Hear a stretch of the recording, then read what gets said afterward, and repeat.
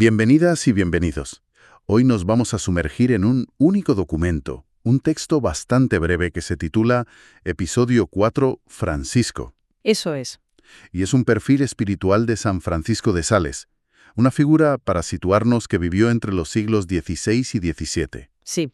Y lo que a mí me ha parecido fascinante es que el texto no lo presenta como la típica figura inalcanzable, no. Totalmente. No es la estatua de mármol en un altar. Exacto. Lo pinta como una persona de carne y hueso, que se enfrenta a problemas que, la verdad, son sorprendentemente actuales. Sí, de hecho el documento casi lo presenta como un antídoto para nuestra época. ¿Un antídoto? ¿En qué sentido? Pues a ver, vivimos en un mundo de polarización, de mucho ruido, de respuestas muy agresivas. Desde luego. Y de repente llega este texto y nos habla de la santidad del corazón apacible. Propone una forma de fortaleza que no se basa en la imposición. Sino en la calma. Exacto. Y esa idea, que ya era revolucionaria en su tiempo, un tiempo de guerras de religión, hoy creo que resuena de una forma muy especial. Precisamente. Por eso, el objetivo de nuestro análisis de hoy es desgranar cómo la vida de este hombre, vista a través de este documento, nos puede dar claves. Claves sobre conceptos muy de hoy, como la libertad, el miedo, la fragilidad. Sí. El texto nos lanza una invitación muy directa. Es posible ser fuerte, dice, sin violencia, sin rigidez y sin ruido. Veremos si es una propuesta viable o una utopía. Una invitación que además, y esto es clave, él quiso extender a todo el mundo. Su gran ruptura fue decir que la vida espiritual profunda no era un coto privado para monjes y monjas. Claro que no tenías que apartarte del mundo. Justo, sino que se podía vivir en mitad de la vida cotidiana, en el trabajo, en la familia. Una idea que hoy, nos puede parecer obvia, pero que en su momento fue un auténtico terremoto. Pues empecemos por ahí, por el principio, por su propio nombre, Francisco. El documento arranca diciendo que significa el hombre libre. Y aquí a mí me surge la primera duda. Solemos asociar la vida de un santo o de alguien muy comprometido a un montón de normas, de obligaciones, de ataduras. ¿Cómo encaja eso con ser libre? Es que esa es la contradicción aparente. Y el texto, la verdad, va directo a la yugular de esa paradoja. ¿Y qué dice? Dice algo que es la clave para entender todo lo demás. Cito: libre no porque no tenga ataduras, sino porque ha descubierto dónde poner su corazón. Uf, esa frase es potente. Es que le da la vuelta por completo a nuestra idea actual de libertad, que a menudo la entendemos como ausencia de límites, como un hacer lo que me apetezca. Claro, una libertad de las cosas, libre de compromisos, libre de responsabilidades. Exacto. Y lo que esta visión propone es una libertad para algo. La idea es que la verdadera libertad no está en no tener vínculos, sino en la elección consciente y amorosa del vínculo que te define. Ponme un ejemplo. Pues, a ver, es como un músico. Para ser libre de crear una sinfonía, primero tiene que, atarse a la disciplina de las escalas. Entiendo. O como un alpinista, que no ignora la montaña.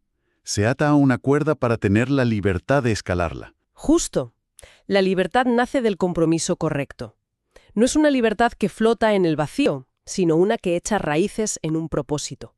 Y el texto conecta esto directamente con su concepto de santidad, que también es poco convencional. Así es, porque si la libertad es saber dónde poner el corazón, la santidad, según esta fuente, no consiste en huir del mundo, sino en habitarlo con un corazón pacificado. Rompe con la imagen del santo ermitaño que se va al desierto a luchar contra sus demonios. Por completo, propone algo mucho más integrado. El reto no es escapar del ruido. Es encontrar el silencio dentro del ruido. Eso es. Me gusta la expresión corazón pacificado. No es un corazón indiferente o anestesiado, sino uno que ha encontrado su centro. Sí. Pero claro, llegar a esa paz interior no suele ser un camino de rosas. Y aquí es donde el documento se pone muy, muy interesante, porque nos revela la lucha interna de Francisco. Y es una lucha que lo humaniza muchísimo. Nos lo presentan como un joven de familia noble, nacido en 1567, brillante, sensible. El típico chico que lo tenía todo para triunfar. Exacto. Pero por dentro, la historia era muy diferente. El texto usa una imagen muy potente. En su interior llevaba un miedo silencioso. ¿Miedo a qué? Exactamente. No a un peligro físico, imagino. No. era algo mucho más profundo, más existencial. Tenía pánico. Pánico a la condenación, a no ser amado por Dios. Ajá. Y el documento hace una matización que me parece psicológicamente brillante. Dice, no dudaba de Dios, dudaba de sí mismo. Qué bueno. Su fe en que Dios era bueno era sólida, pero estaba convencido de que él no era lo bastante bueno para merecer ese amor. Es una especie de síndrome del impostor ante lo divino. Totalmente.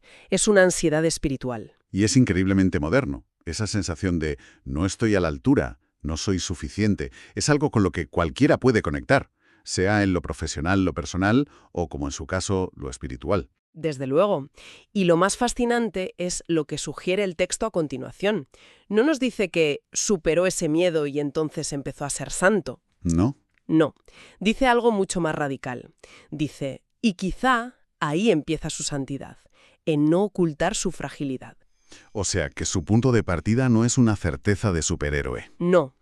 Es la aceptación honesta de su propia vulnerabilidad. Su mayor debilidad se convierte, paradójicamente, en su mayor fortaleza. Es totalmente contraintuitivo. Nuestra cultura nos empuja a ocultar las debilidades, a proyectar siempre una imagen de control, de éxito. Exacto. Y él hace lo contrario. Se enfrenta a su ansiedad, y es en ese combate interior donde se forja. Por eso no es una figura lejana. Es alguien que tuvo que aprender a navegar en la oscuridad de su propia mente. Vale, está en ese pozo de ansiedad, paralizado por el miedo. Es una situación de la que es muy difícil salir. ¿Cómo lo consigue? ¿Qué pasa para que todo cambie? Pues sufre una crisis muy, muy profunda. Pero en medio de esa angustia tiene una especie de revelación, un momento de claridad que lo transforma. ¿Y qué es lo que comprende? Comprende que la imagen que tenía de Dios era errónea. Entiende que Dios no es un tirano o un juez implacable que busca el más mínimo fallo para castigar. Sino una presencia que atrae con amor. Justo. Pasa de una relación basada en el miedo a una basada en la confianza. Es un cambio de paradigma total. Y supongo que eso no es solo una idea teológica, sino que tiene consecuencias muy prácticas en su vida. Lo cambia todo. Porque si Dios no es un tirano, entonces Él no tiene por qué comportarse como un tirano con los demás, ni consigo mismo. Su método nace directamente de esta experiencia. De acuerdo. Es una revelación personal muy potente. Pero, ¿cómo se traduce eso en el mundo real? Sobre todo en el contexto que le tocó vivir, que era complicado. Complicadísimo. Como obispo de Ginebra, estaba en el epicentro de la Reforma protestante, un ambiente de una hostilidad tremenda. Y el documento lo describe de forma muy gráfica. Dice que fue rechazado, ignorado, ridiculizado. Sí. La respuesta habitual en esa época, y a menudo en la nuestra, ante esa hostilidad sería la confrontación, el ataque, la guerra cultural. Exacto. Y sin embargo, él no hace nada de eso. ¿Cuál fue su estrategia entonces? Una que a ojos del mundo parecería, una locura. ¿Ah, sí? El texto la describe así. Caminar, visitar casas, escribir miles de cartas personales y, sobre todo, escuchar. Un momento. ¿Me estás diciendo que en plena guerra de religiones, con una polarización extrema, su gran plan era, básicamente, ser amable y escuchar? Sí. Visto desde fuera, suena increíblemente ingenuo. ¿De verdad funcionó? Pues aquí viene lo sorprendente. El texto lo resume con una frase demoledora. A ver. Muchos volvieron a la fe no por argumentos duros, sino porque alguien los trató con dignidad. ¡Wow! Es potentísimo. Es que no vence a través del debate teológico agresivo, vence desarmando al otro a través del respeto. Su argumento principal no era una idea, era una actitud. Claro. No intentaba ganar una discusión, intentaba ganar una confianza. Justo. Y el tratar al otro con dignidad le estaba mostrando con hechos esa nueva imagen de un Dios que no es un tirano. Era coherencia pura. Se convierte en su método pastoral. Trata a los demás como él ha descubierto que Dios le trata a él, con paciencia y con un amor que invita, no que impone. Su santidad, como dice el texto, se vuelve pastoral, cotidiana, perseverante. No es una santidad de fuegos artificiales, no.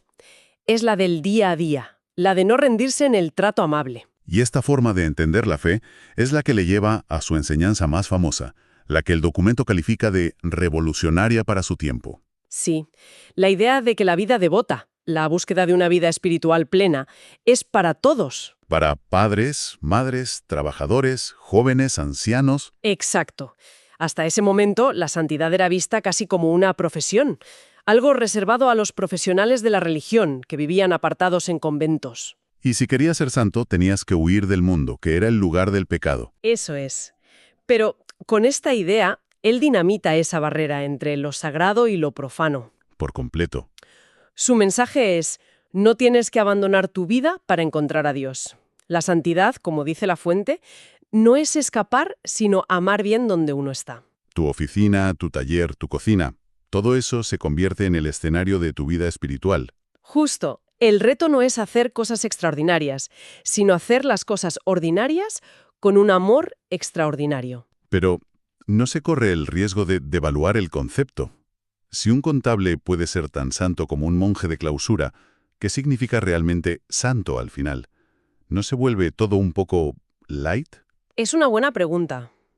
Creo que él diría que no se trata de rebajar el listón, sino de cambiar el campo de juego. No es más fácil, es distinto. Requiere una atención constante en los pequeños detalles. Exacto. La paciencia con un cliente difícil, la honestidad en una factura, el tiempo que dedicas a escuchar a tus hijos. Todo eso se convierte en materia prima espiritual. Y eso, lejos de devaluarlo, le da un valor inmenso a cada instante. Por eso el texto dice que deja de ser un héroe inalcanzable para ser un compañero de camino. Precisamente. Y esto nos lleva a otro concepto clave asociado a él, que a menudo se malinterpreta: la dulzura. El documento recoge una de sus frases fetiche: nada se hace por la fuerza. Sí, pero insiste mucho en que esa dulzura no tiene nada que ver con la debilidad. Y es fundamental aclararlo, porque nuestra cultura tiende a ver la mansedumbre como pasividad o falta de carácter. Y el texto le da la vuelta. Completamente. Afirma que su dulzura era fruto de una profunda vida interior. No era algo temperamental, no es que fuera un buenazo por naturaleza, era una conquista. A ver, analicemos esa idea más a fondo. ¿Qué significa que la dulzura es una conquista? Significa que es una elección activa que requiere una fuerza enorme. La reacción instintiva ante la agresión es la defensa o el contraataque. La reacción impulsiva ante la ofensa es la ira. Y ser capaz de frenar esos impulsos. Elegir la paciencia en lugar de la rabia, de responder con calma en medio del conflicto. Eso exige un dominio de sí mismo brutal. Es decir, que la verdadera fortaleza no reside en la capacidad de devolver el golpe, sino en la capacidad de no devolverlo. Es una fuerza proactiva, no una debilidad reactiva. Justo. Y si lo conectamos con todo lo que hemos hablado, la coherencia es total. Sí, todo encaja. El joven con pánico a un dios tirano descubre a un dios que ama. Ese descubrimiento le da la paz interior, el corazón pacificado. Y esa paz interior es la que le permite enfrentarse al mundo no con confrontación, sino con mansedumbre. Su dulzura es la manifestación externa de su victoria interna contra el miedo. Exacto. Por eso el documento cierra esta parte diciendo algo muy significativo. Cuando la Iglesia lo nombra doctor, una distinción reservada a los grandes teólogos, señala que no fue tanto por imponer doctrina, sino por enseñar a amar sin miedo. Su gran sabiduría no era intelectual, era existencial. Un doctorado en el amor como antídoto contra el miedo. Ese es el resumen de su vida y de su mensaje. Entonces, si tuviéramos que destilar la gran conclusión de este análisis, ¿cuál sería? ¿El documento parece resumirlo todo en una sola idea? Sí, es la frase que lo encapsula todo. Dios no se impone, Dios se ofrece. Es el paso de una lógica de poder a una lógica de amor. Totalmente. La imposición genera miedo y rebelión. La oferta, la invitación, apela a la libertad y busca una respuesta de amor. Y esta idea tiene una consecuencia práctica preciosa. ¿Qué es? Y quien aprende a vivir desde ahí se convierte en espacio seguro para otros. Me parece una de las ideas más necesarias de nuestro tiempo. Ser un espacio seguro. Sí, ser esa persona con la que los demás pueden mostrarse como son, con sus dudas y sus fragilidades, sin miedo a ser juzgados o ridiculizados, ser un lugar de acogida. Y para ser ese refugio para otros, primero tienes que haber encontrado la paz en tu propio interior. No puedes dar lo que no tienes. Exacto. Por eso el texto acaba con unas preguntas para la reflexión que van directas al corazón. ¿Preguntas cómo? Como, ¿me trato a mí mismo con la misma mansedumbre que Dios me ofrece? porque a menudo somos nuestros jueces más duros. Cierto. Oh, puedo ser lugar de acogida para otros. Nos obliga a mirar primero hacia adentro para poder después mirar hacia afuera. Para terminar, hay una pequeña nota en el documento, un memorandum itineris escrito en latín, que resume su vida. Y acaba con una frase que es el broche de oro. Amor non cogit, sed invitat. El amor no obliga, sino que invita.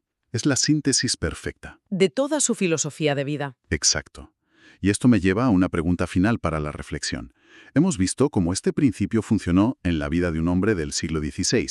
Pero si tomáramos esa idea, el amor no obliga, sino que invita, y lo aplicáramos de forma radical a nuestro mundo del siglo XXI, ¿qué cambiaría?